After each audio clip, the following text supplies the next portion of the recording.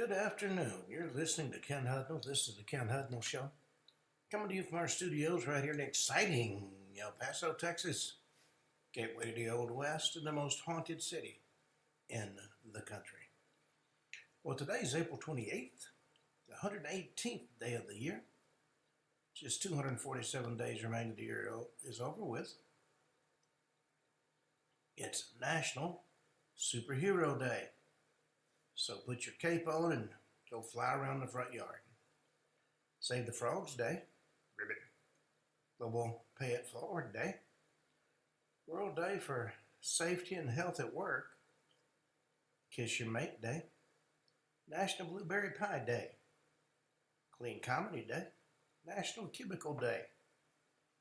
Great Poetry Reading Day. Biological Clock Day. Workers' Memorial Day. Intergenerational Week. National Stop Snoring Week. And National Youth Violence Prevention Week. Alrighty, let's see what we got in the news. There's always something going on.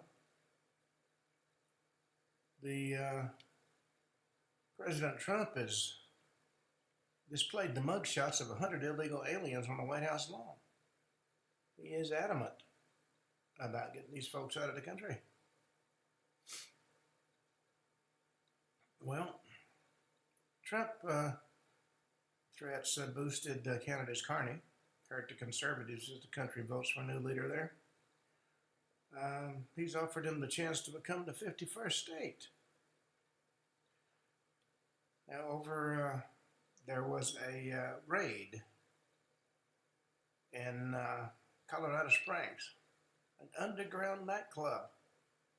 DEA, ICE, and a number of other alphabet agencies busted the Colorado Springs Underground Club, frequented by MS-13 terrorists and TDA.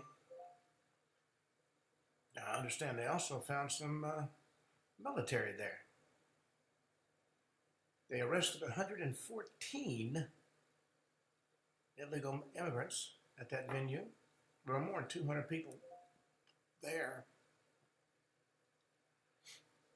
Well, China has moved into the Bahamas, apparently, which is just 50 miles off the coast of South Florida. Their $1 billion footprint poses national security issues. They're expanding every place they can, using our money in many cases. Liberal media is trying to downplay the fact that they covered up for President Biden's cognitive decline. He was sharp as a tack.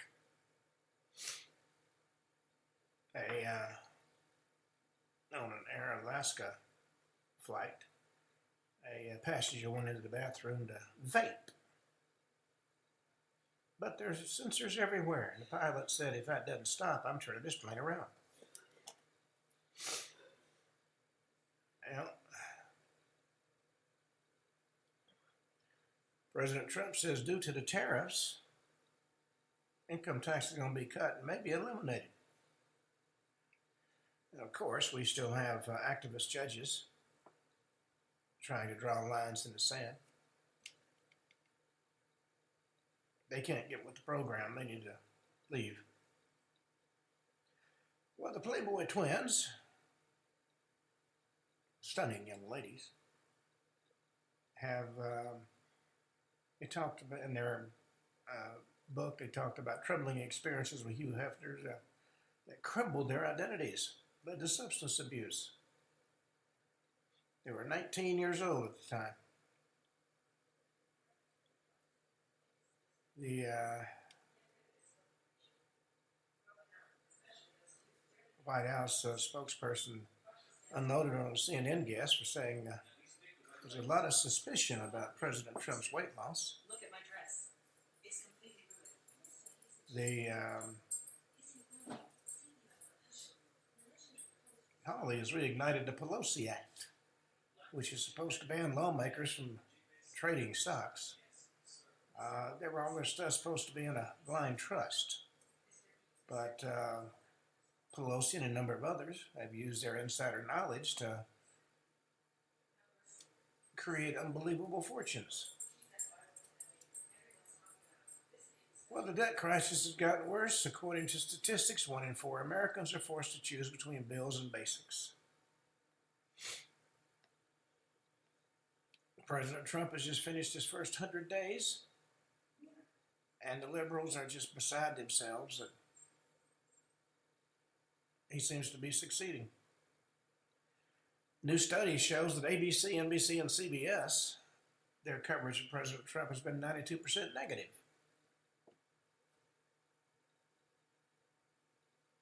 Marco Rubio is hitting back at all the claims that minor U.S. citizens are deported without due process.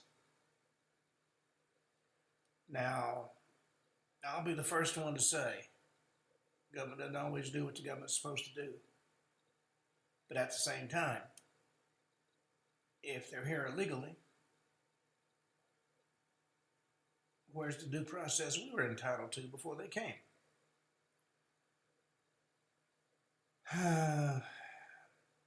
Schiff is warning Democrats they need to be prepared for what happened to him during a San Francisco visit. He was asked, are you people out of your mind? Don't you know what you're doing?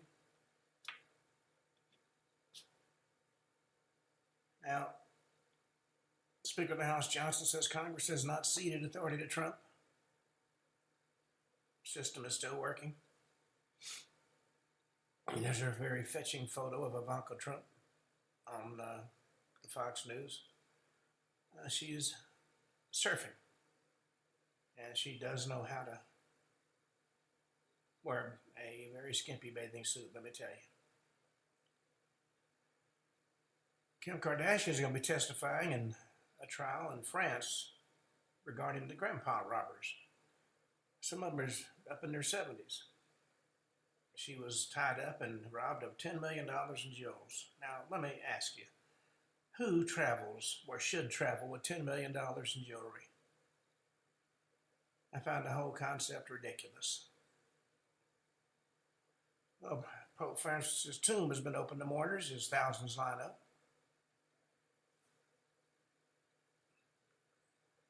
Alrighty. Well, I'll be the first one to admit there's a lot of bizarre things in this world. In fact, for over 50 years, I've chased and researched those bizarre things.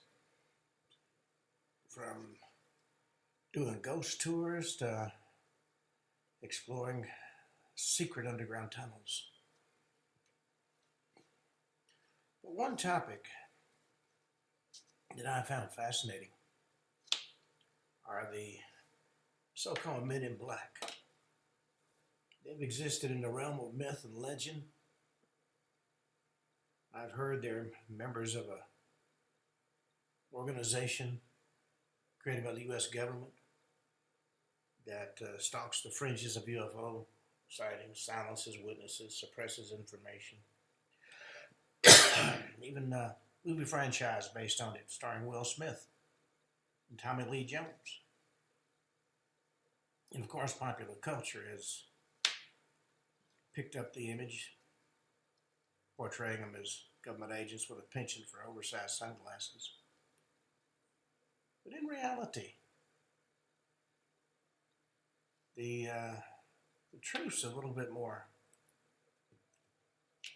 unsettling, according to one school of thought.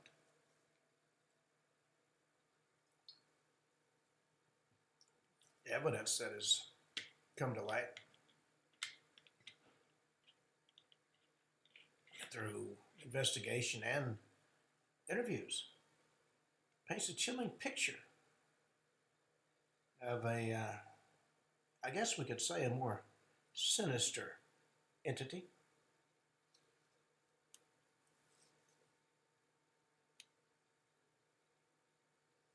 Now, evidence suggests, on the one hand, if they're government agents, well, I've known some really bizarre people working for the federal government. But other evidence suggested they're in fact greys, extraterrestrial beings who inhabit the bodies of recently deceased humans. I've read a number of studies about this. They're supposed to use what's known as a bioprinting process, which is a rather sophisticated method of motivating deceased bodies. Now, there's been testimony from whistleblowers to forensic analysis of what are said to be MIB remains, and when all else fails, circumstantial evidence. You have to ask yourself, now we already have bioprinting technology. It's not in where it's going to eventually be. It's not in its infancy, but it's not much past that.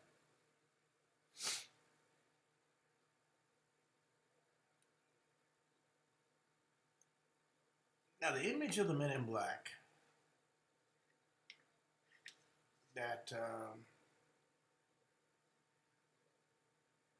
has been portrayed in the movies is a blend of absurdity, as well as menace.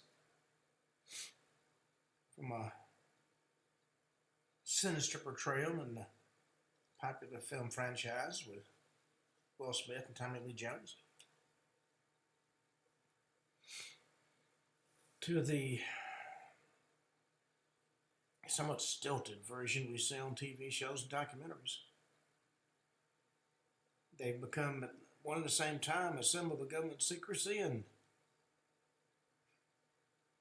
an admission of the existence of extraterrestrial life. But this image obscures a far more disconcerting reality when it goes far beyond the realm of science fiction and directly into the midst of classified government programs and potentially extraterrestrial interference. A lot of evidence says that they're not just human agents,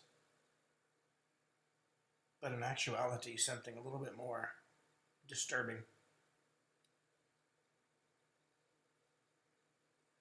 One school of thought says they are, as I said earlier, greys who inhabit the bodies of recently deceased humans through advanced technology.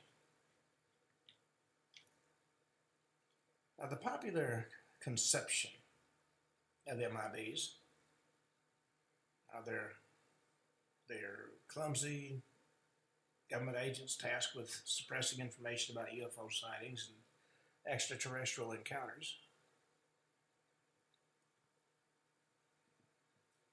Their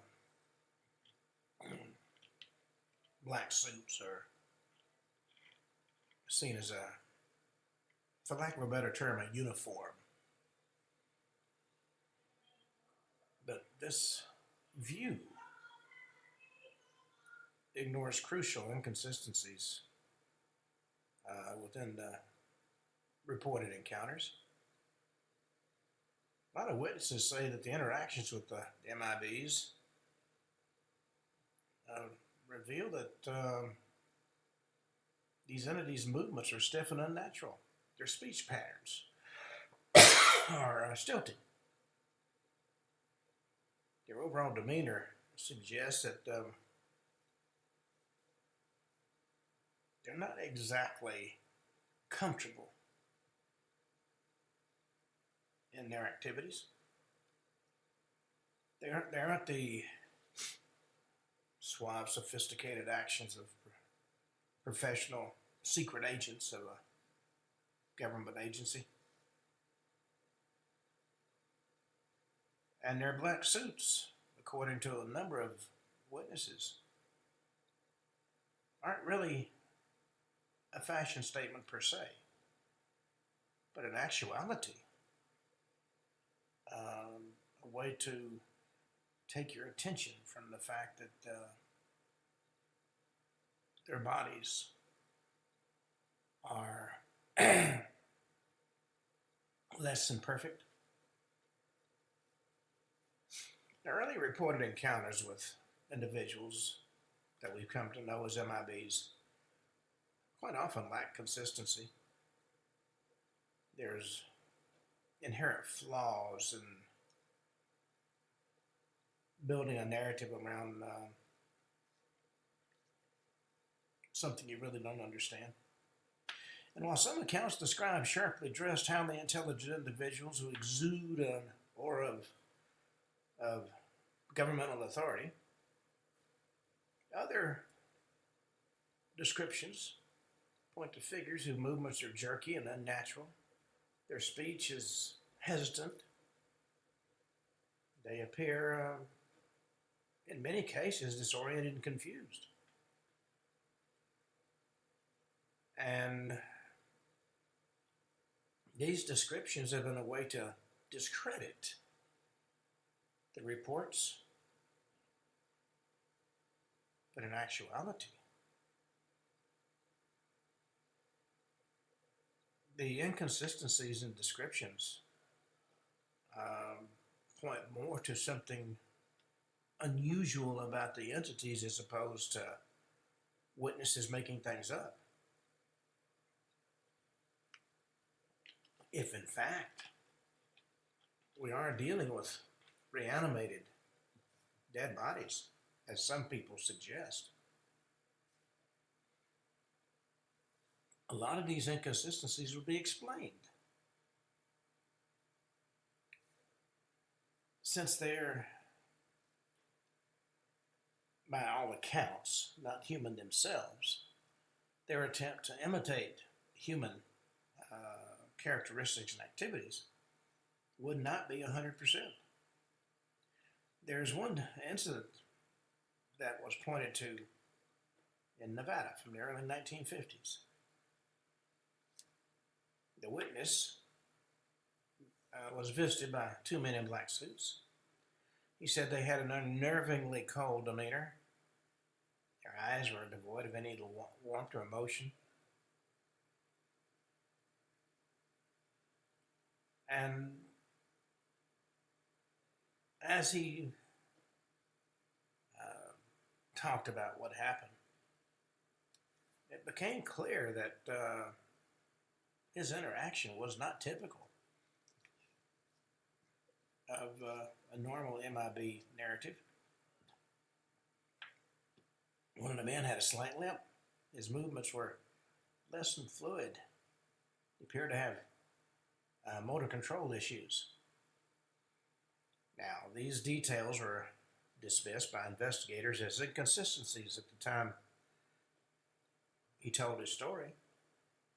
But if we're talking about reanimated dead bodies, now it becomes a little more understandable. Slight limp could be attributed to imperfect replication of muscle structure or neural pathways. Issues with fine motor control might result from incomplete reintegration of neural networks. If you go back and you look at all the interactions from this point of view, you have another piece of the puzzle which suggests a unexpected reality.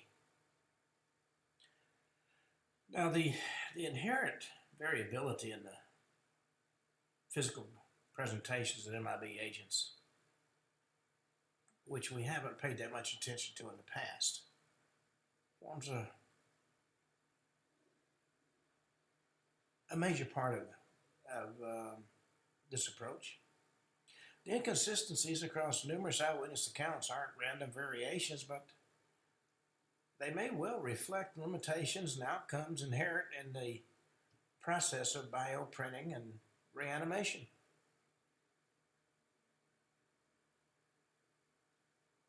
The inconsistencies in gait and dexterity and facial expressions or lack thereof aren't really evidence of deception or fabrication, but they address challenges recreating a fully functional human body using alien technology. Now, when I was doing my show out of California, I had a lot of contactees and abductees come to see me. And they discussed, in several instances, having it explained to them that some of the entities they were interacting with had been reanimated.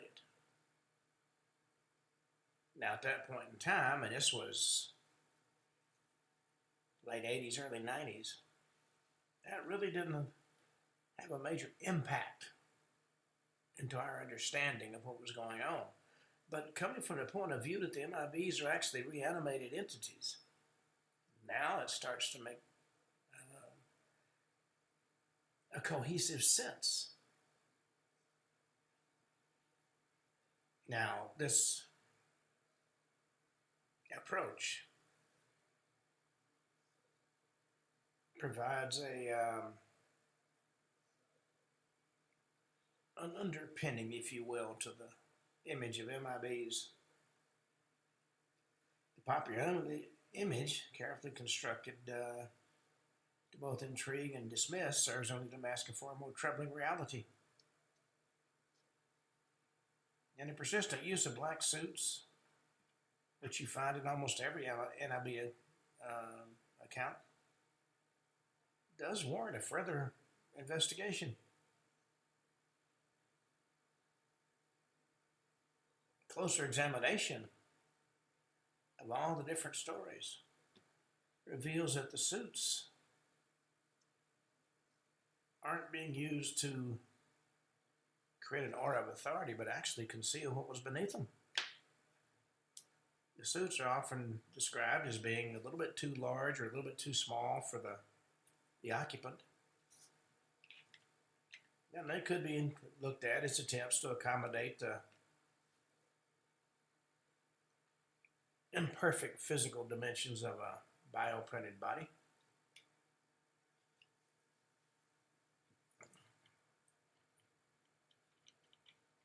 Now, one thing to keep in mind, in my lifetime, I've probably been to 100 funerals.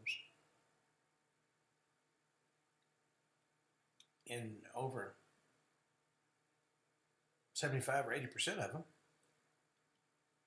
when it's a male, well, even when it's been a female, the deceased has been buried in a black suit.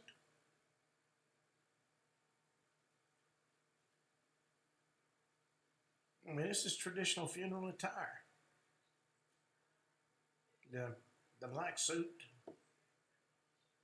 the almost ceremonial nature of the MIA encounters, subconsciously point toward the process of death and reanimation.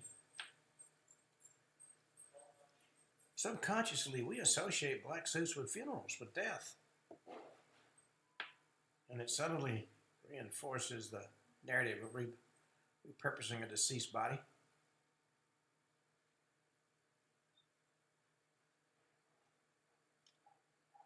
You know, the enduring mystique, if you will, of the MIB stems in large part from the very ambiguity surrounding their actions.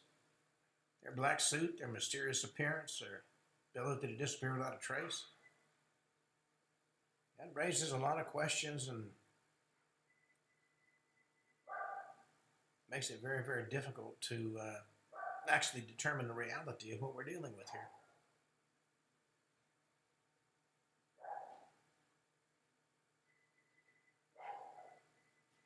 Now, the stories of MIBs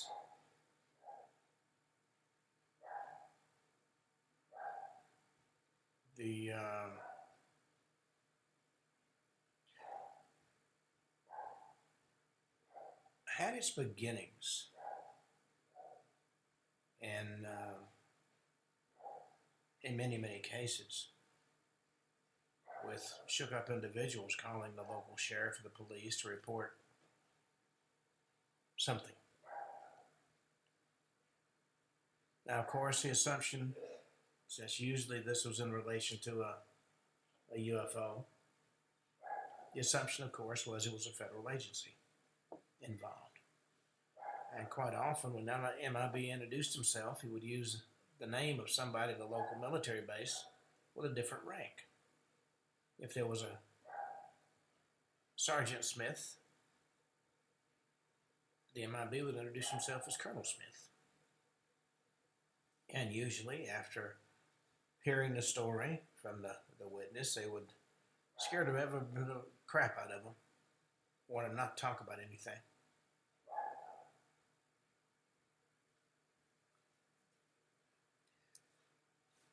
Now, as whistleblowers began to infiltrate MIB, the UFO community, a lot of the whispers about the MIBs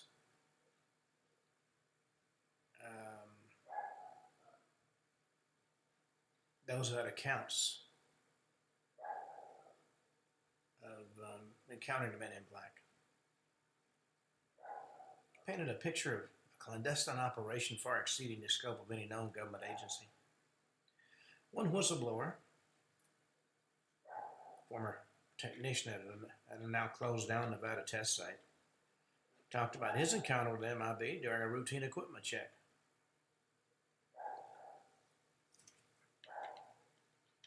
This MIB had an unsettling skin pallor. In fact, his skin revealed a faint bluish tint.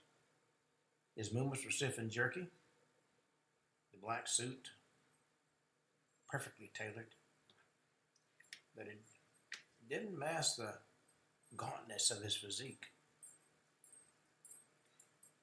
Now, this technician, a man accustomed to handling sensitive technology in high-pressure situations, was overcome with unbelievable fear.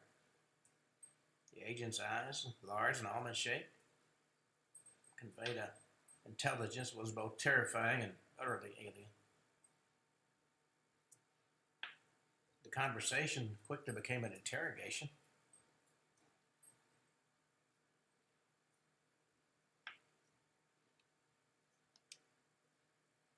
Something about it, the technician's knowledge of an unusual atmospheric disturbance been detected by equipment at the site.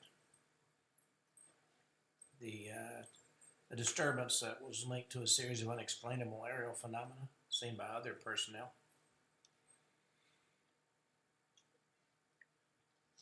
And as has been the case in so many, when the MIB left, he said, "Forget what you saw, forget what you know." Then another whistleblower, or military intelligence officer, talked about witnessing a clandestine operation involving the recovery of a downed aircraft.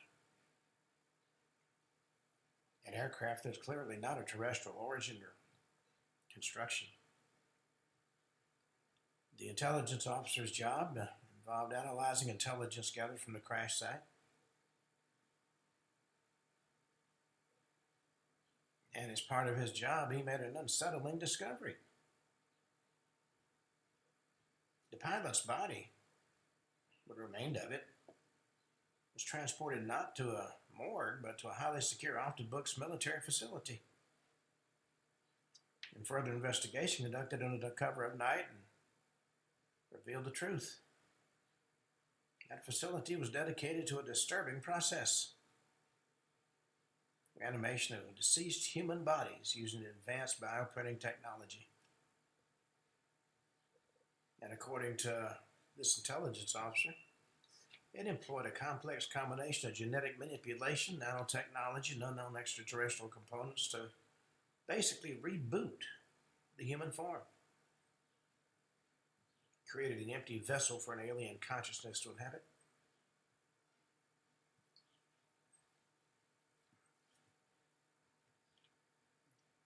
According to the belief of this whistleblower, these reanimated bodies were essentially bioengineered suits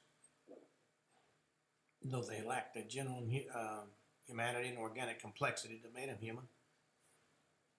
Their jerky and unnatural movements results of technology's limitations.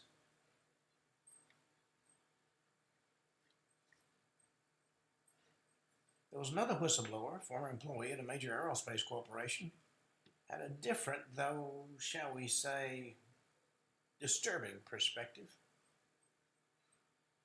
He worked in a highly specialized research and development division. He described witnessing the development and testing of several cutting-edge technologies, some of which clearly went far beyond the realms of conventional science. Among these were bioprinting techniques that bore a striking resemblance to the methods described by the military intelligence officer. Now, this particular whistleblower didn't talk really all that much about the reanimation process, but on the acquisition and processing raw materials required for its success. The materials, according to this whistleblower, are terrestrial and extraterrestrial. A range of exotic compounds that defied conventional chemistry. Genetic materials clearly not of human origin. The source of these extraterrestrial materials remained a mystery, but the whistleblower speculated it involved a covert operation to get those materials from downed UFOs or through off-the-book interactions with alien entities.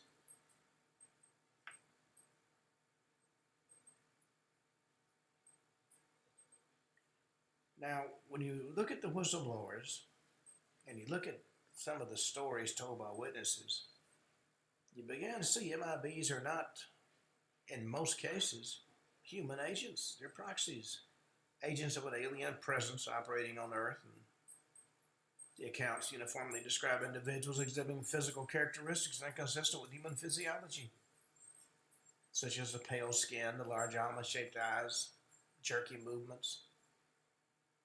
These observations, taken in conjunction with accounts of bioprinting technology, and strongly suggest MIBs are essentially alien entities inhabiting reanimated human bodies. And their goal is to maintain secrecy, whatever they have to do, intimidate and interrogate witnesses, and ensure the continued cover-up of extraterrestrial contact with Earth. But these witness testimonies also raise critical questions about the extent of government knowledge and complicity in the cover-up.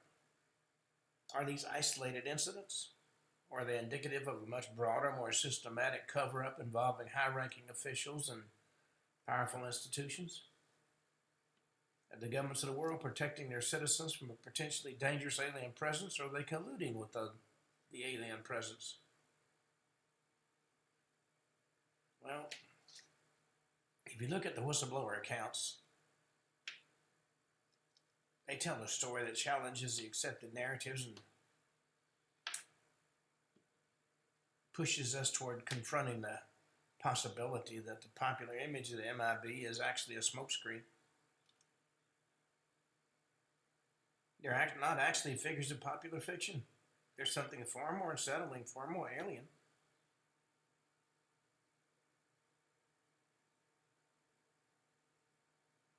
Now, with all the information that's come to light, the veil of secrecy starting to lift reveals a picture that's both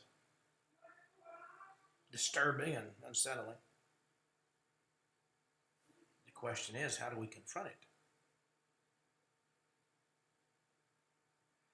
Now, the pattern that's starting to emerge from all the testimonies and witnesses and whistleblowers is, surprisingly enough, somewhat uniform. Men in black, working a random assortment of shadowy figures, operate with a precise methodology. Their tactics are designed not only to silence witnesses, but to actually rewrite their perception of reality. The cornerstone of their approach is actually intimidation, instilling fear. Witnesses describe encounters characterized by intense stares and sense of dread. MIB's presence is not merely unsettling, it's designed to instill fear, to paralyze the victim with a sense of helplessness. This is a calculated clinical approach aimed at breaking down the witness' psychological defenses. And beyond intimidation, the MIBs employ a sophisticated form of misinformation. This isn't simply the dissemination of false information, it's more crafted narrative designed to sow seeds of doubt and self-doubt in the witness's mind. They might alter details of the encounter, suggesting the witness's perception was flawed, their memory unreliable. In almost every case, they end it with what could be perceived as a threat. You didn't see what you saw. The aim is not just to discredit the witness's account, but to actually erode their confidence in what they saw. Psychological manipulation can be incredibly effective, leading to a retraction of testimony and a reluctance to speak out again. And the suppression of information is equally crucial to the MIB's operational strategy. It extends to the destruction of careers, the threat of legal action, even a subtle suggestion of violence against the witnesses or loved ones. This approach ensures not only is the information itself suppressed, but the witness is actively discouraged from ever sharing their experience with anybody. Psychological manipulation employed by the MIB is actually insidious. It begins with subtle but effective tactics. Witnesses report experiencing a feeling of intense pressure, a sense of being observed and scrutinized, even when the MIB is not physically present. It's cultivated to create a state of anxiety and fear, making the witness hesitant to divulge information even to trusted friends or family members. And this manipulation extends beyond direct interaction. MIBs utilize indirect methods to control and influence as well. They might plant false information in the media, subtly redirecting attention away from potentially damaging evidence. They can infiltrate official investigations, ensuring potentially incriminating information is either dismissed or buried. I've seen that more than once. And these actions go far beyond simple misinformation. They're actually a sophisticated campaign to control the public narrative, prevent the truth from reaching the masses. We see the same thing with the election. The effectiveness of these tactics lie in their subtlety and consistency. MIBs rarely resort to actual violence. Instead, they prefer to manipulate the witness to a combination of intimidation, psychological presence, pressure, and misinformation. And the approach is far more effective than brute force would be. It allows them to control the narrative without leaving a trail of obvious violence. And the resulting silence, the self-censorship by the witnesses, and widespread doubt are exactly the outcomes MIBs are trying to get. There's another story that was brought to my attention. A former military officer described his encounter with the MIB after witnessing a UFO crash in the Nevada desert.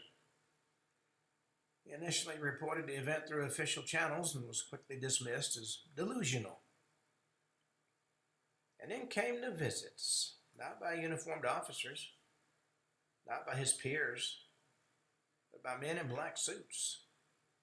They didn't threaten indirectly, but their presence was enough to instir a profound sense of unease. Then over the following months, he started to get the anonymous phone calls offering the dead of night, each one filled with more and more warnings. His career stalled, opportunities evaporated. He found himself increasingly isolated. Eventually, he withdrew his report, attributing his previous claims to stress and exhaustion. A lot of witnesses recount similar patterns of intimidation and misinformation, which leads to an erosion of their own confidence in their recollection of what happened. And the psychological impact on witnesses is profound and long-lasting. Some suffer from debilitating anxiety, sleep disorders, even PTSD. They're left feeling alienated, isolated, and they become deeply distrustful of authority. The tactics aren't designed to silence witnesses, they're actually designed to break them, to convince them that their perceptions are flawed, their memories unreliable, their sanity questionable. It's a crucial element in MIB strategy to maintain control and secrecy. And of course, another aspect of their methodology involves sophisticated technological tools.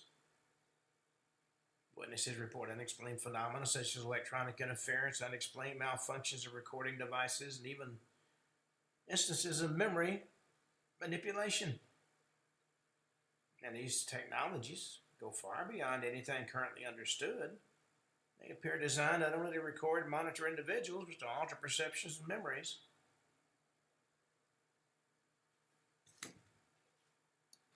Now, the use of, let's call it advanced technology, is not limited to the suppression of information.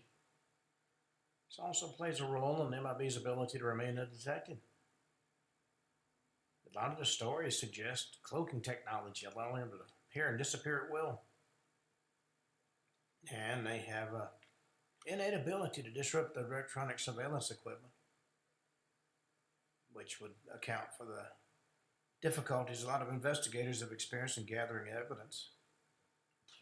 This technological superiority underscores their alien nature, highlights the power they yield in maintaining control. And the consistent application of these tactics, intimidation, misinformation, suppression of information, and technological superiority, points to a highly organized, coordinated effort. It's far beyond the capabilities of any known government agency.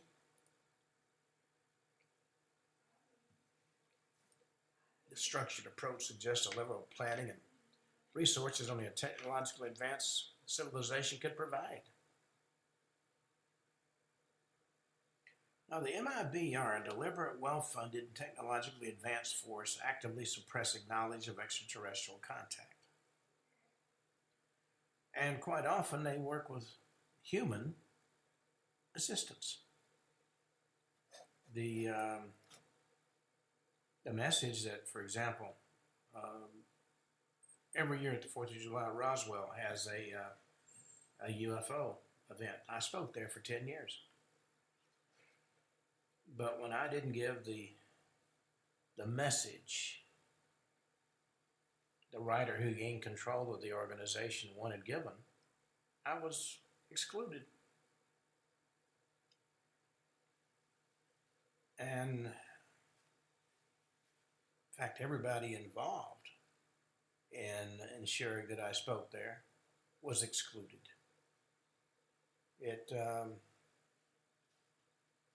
This one individual was able to sway the entire board that his message was the only message. Now, on the one hand, that may be just human nature. But on the other hand, the true message was lost in the, "Oh, hail, you are wonderful," that became the attitude of the board after that.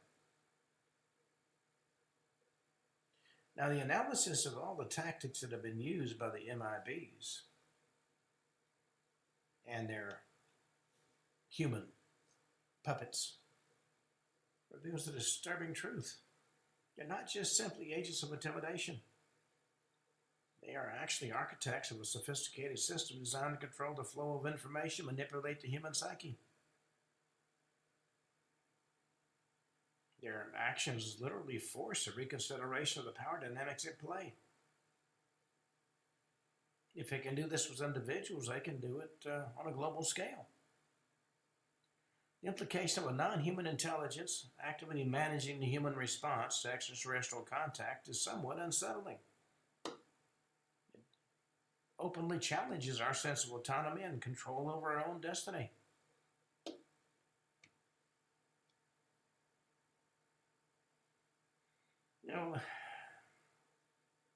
Now, I will say the consistent physical descriptions offered by witnesses across decades does paint a disturbingly uniform picture of the entities behind the Men in Black phenomena. And the motif is fairly As I say, consistent, a pale, almost translucent skin, large, black, almond-shaped eyes that seem to absorb the light, small and narrow mouths with elongated skulls.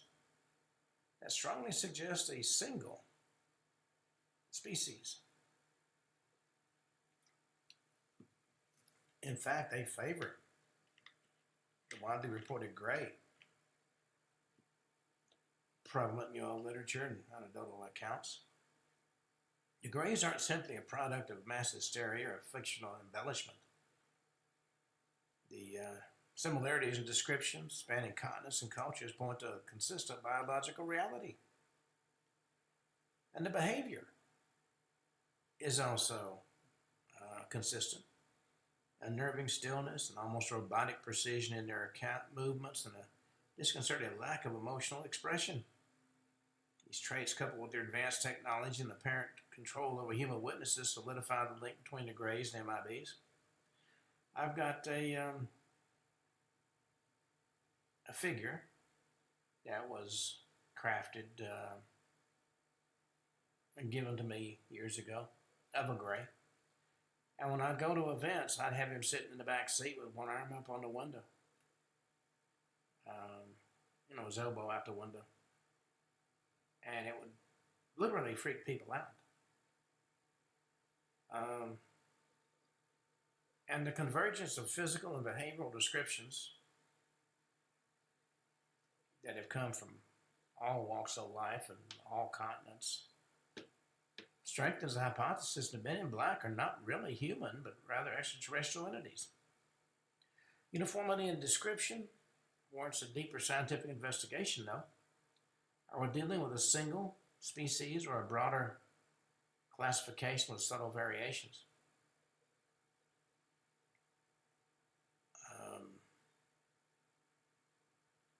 That would suggest a high degree of genetic homogeneity, a trait potentially indicating either a controlled breeding program or a naturally occurring population bottleneck.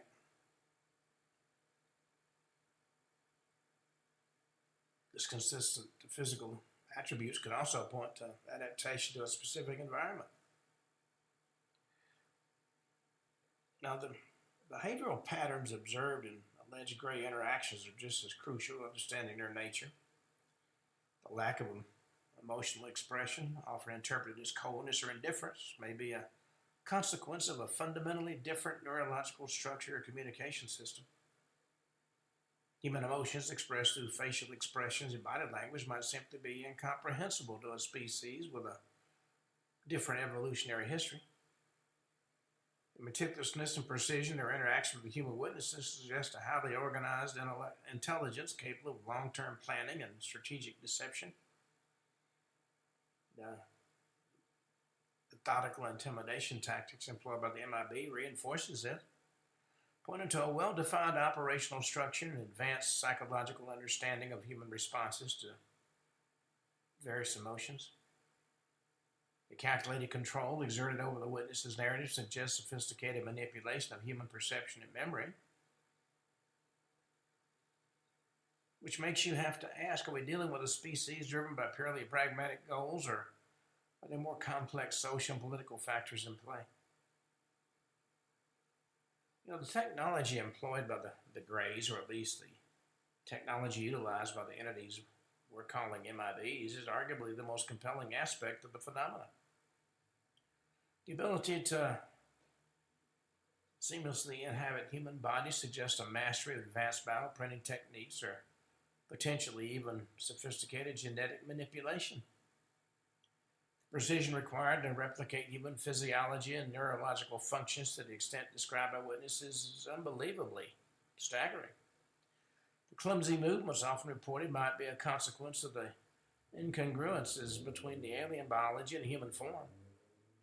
Or it could indicate a deliberate choice to create a seemingly human persona with subtle flaws to avoid arousing suspicion.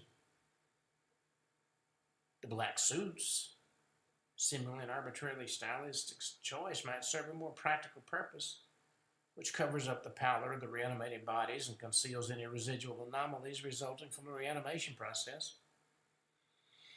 And of course, the suits themselves might be engineered with advanced materials designed to interact with the reanimated bodies in specific ways. Analyzing the technology used in the reanimation process could potentially unlock breakthroughs in fields such as regenerative medicine, bioprinting, and even artificial intelligence. Ability to transfer consciousness or replicate neurological patterns represents unbelievable possibilities, though terrifying challenges. Understanding the underlying principles of this technology present a paradigm shift in our understanding of life and consciousness, open doors to breakthroughs in medical treatments, longevity research, artificial intelligence development. But it also raises concerns about bioethics, genetic engineering, and the potential for the abuse of that power. You could literally live forever using the bioprinting. Ethical implications of transferring consciousness or reanimating bodies without consent are profound, demanding an assessment of the moral and societal ramifications of this technology. And beyond the technological miracles, the very existence of the Greys raises fundamental questions about the nature of the extraterrestrial intelligence and our place in the universe. Their apparent ability to interact with humanity without detection for extended periods raises serious questions about the effectiveness of our own surveillance systems and the extent of government knowledge about their presence. The conspiracy surrounding the MIBs, if that's what it is not simply a matter of government secrecy. It points to a larger, more intricate web of deceit and manipulation involving multiple governmental agencies, scientific institutions, even international players. Raises critical questions about accountability, transparency, and the potential for collusion between human authorities and extraterrestrial entities. I've read many things about presidents supposedly signing treaties with aliens over the last 70 years. It's, if in fact any of it is true, it does raise profound questions. In the global political landscape, military strategies, and even the fabric of our understanding of human place in the cosmos can be irrevocably altered by the revelations of the truth. The narrative surrounding MIB and the Grey challenge our fundamental assumptions about reality, understanding of human perception, and the potential for manipulation by forces beyond our comprehension. Consistency of human accounts, the uniformity of the descriptions, technologically advanced nature of the entities involved demand serious consideration. And you would think, in order to protect the citizens, our government would be right on top of these reports instead of downplaying them and making them go away. The evidence, though scattered and shrouded in secrecy, suggests a far more complex and potentially dangerous reality than the simplistic portrayals we see in popular culture. True nature of the Greys and the extent of their influence remain a subject of ongoing investigation. But the pieces of the puzzle, from fragmented accounts and whispers of dissent, point to a startling truth. Our world may not be what it seems. The exploration of this reality, no matter how unsettling, is crucial for safeguarding the future of humanity. Well, on that note, we've come to the end of today's show. We're going to do one more show about MIBs, and we'll go back to talking about what, for lack of a better term, might be referred to as more understandable bizarreness. So until tomorrow at this time, this is Ken Hudnall for the Ken Hudnall Show, saying have a truly great